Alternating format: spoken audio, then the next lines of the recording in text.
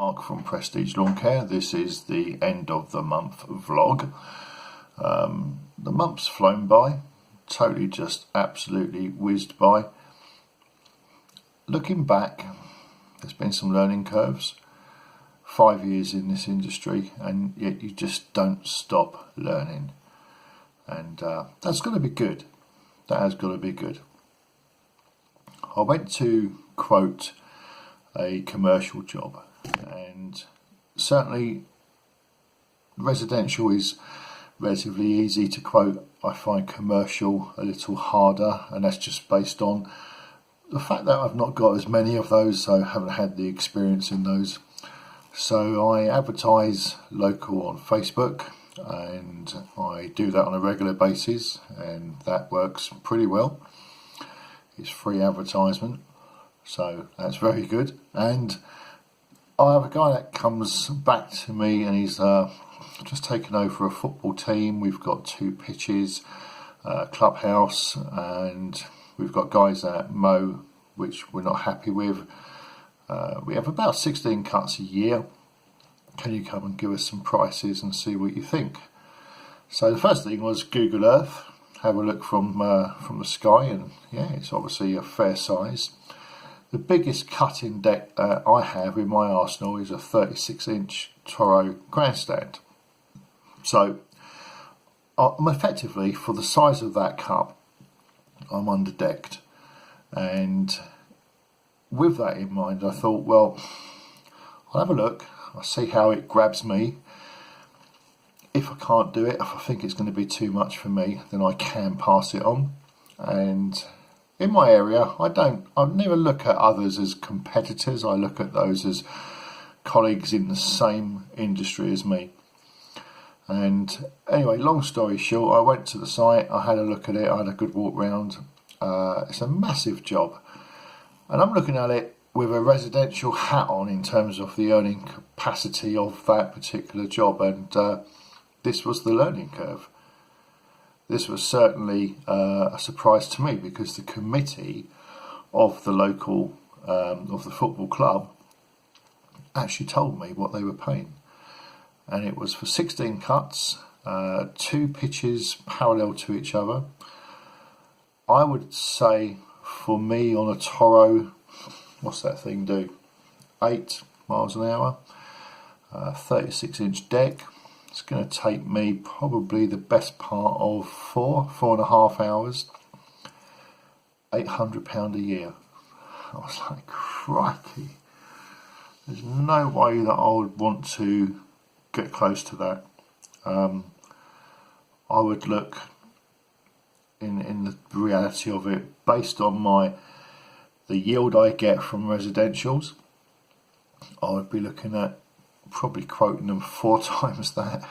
So straight away I look at it and I think, well, the money's not right, and if I missed one cut and that grass grew, I'm going to be really up against it. That's when my machine could end up not being powerful enough, let alone not big enough, and then I'm struggling.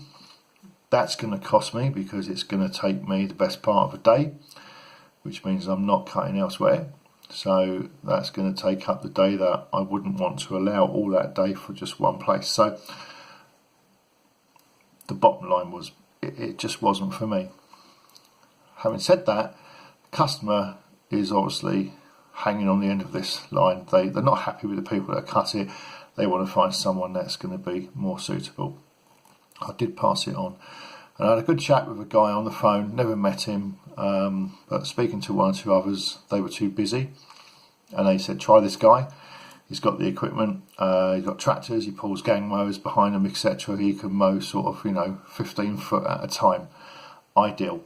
I speak to him, and effectively he'll cut that in an hour and a half max. And that's where really, if you're going to do that for 16 hours work, £800, now you understand. So that's the learning curve, certainly a good one.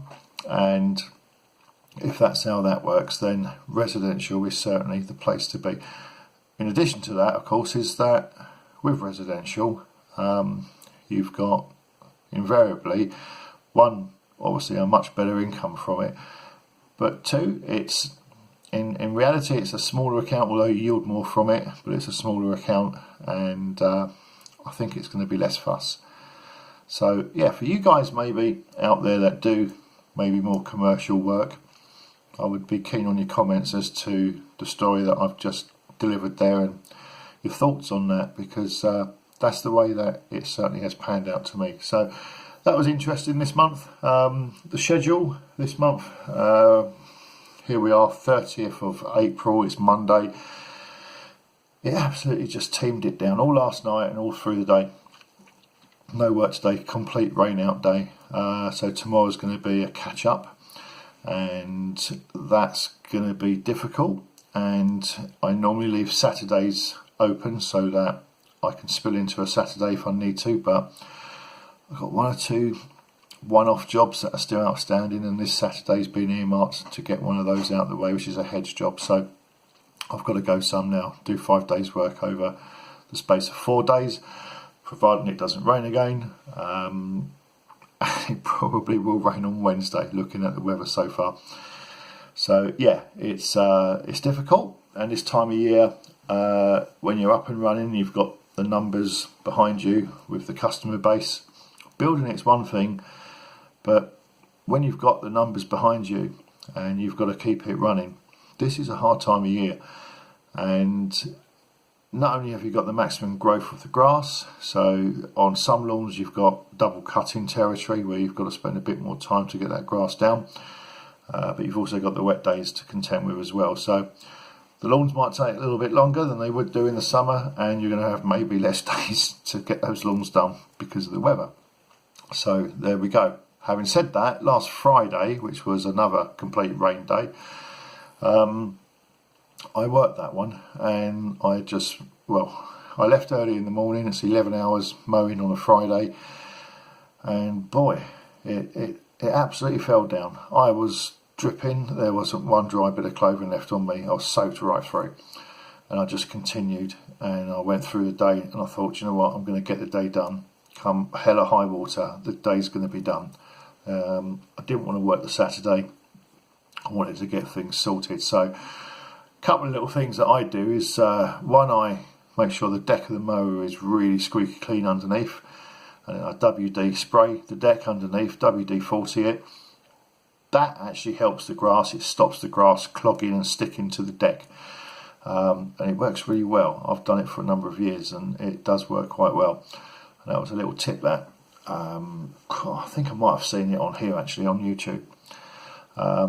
Anyway, so that, in addition to the fact I take the governor off the engine, I up the engine speed, so the revs are probably 500 more than they would be ordinarily per minute, just to give it that bit of more throw with a high lift blade, and you can get the job done. So you're going to rag the backside out of your engine. My engines are kind of disposable in some respects, Briggs and Stratton engines, PTO shafts at the side, the old style Hater. I don't generally get through too many, but I've blown a few, but over the course of 5 years, that's probably going to happen anyway, to be fair. So speeding them up, I do change the oil on them on a regular basis. They get looked after as far as the servicing side of it is concerned, but yeah, they deserve the service. They work hard for it, so try and give the balance there. So yeah, got through the day, and that was good. Today it was just so strong, the wind as well as the rain, and I just thought, nah, not doing it. Sometimes it's nice just to get other things in order and make use of that time. So yeah, so effectively the schedule were a little bit iffy. It's difficult. Commercial side, learning curve for me during this month. Marketing, I haven't had a lot of time, to be fair, to push, and it's the most annoying thing because March was very wet, and obviously the income from March was absolute pants. April I've kind of gone like fall flat out as far as I can, work through wet weather, work through all sorts. The income certainly picked up through this month, and a bit of a semi-recovery for lost out revenue from March. And having done that and got through the month, it's, well, one, it's been tiring. And when you get back into the season, and the first few weeks that you're actually out there and you're mowing grass, your legs and your feet certainly feel it. Which reminds me, I cleared out the workshop a couple of weeks ago, and I looked at the gang of mowers that I had in there and thought, well, I don't use that one, and I don't really use that one anymore, and blah blah blah. Good mowers, but it's just where I've sort of like just changed what I use over the years, and I thought I'd just sell a few of these off, just get rid of them, make some space. And a guy come and picked up, I had a Honda HR194, old machine, but great machine. And I no longer use it. It's a 19-inch deck. I prefer a sort of a larger deck than a 19. And he's a landscape gardener. And it was quite funny because he said, do you know what? He said, he was similar age to me, mid-50s. And he said, I've done landscaping for years and years. And I'm out there laying patios and laying lawns and fence work, etc. He said, and when we see you lads out there cutting grass, he said, and I've often said to some of my guys, you know, look at that lazy bastard cutting grass all day. That's an easy job, and that must be quite therapeutic.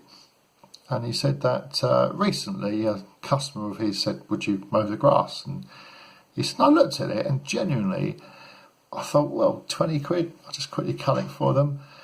And he said it took him 3 hours and he was absolutely bollocksed.